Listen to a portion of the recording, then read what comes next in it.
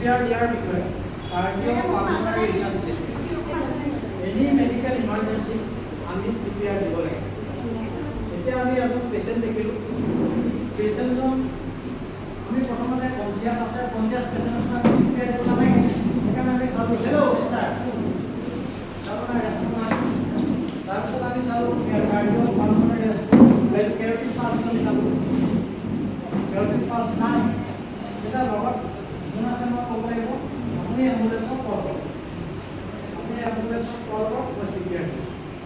এই star number দিব লাগিব আৰু এখন হাতৰ পৰা এখন হাত এনেকৈ দি ইয়াত দি এইটো যাতে ভাল হৈ নাথাকে এতিয়া আমি প্ৰেছাৰ দিব লাগিব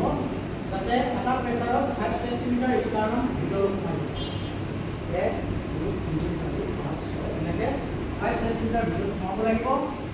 আৰু পাৰ মিনিটত 120 বাৰ মিনিমাম আপোনাৰ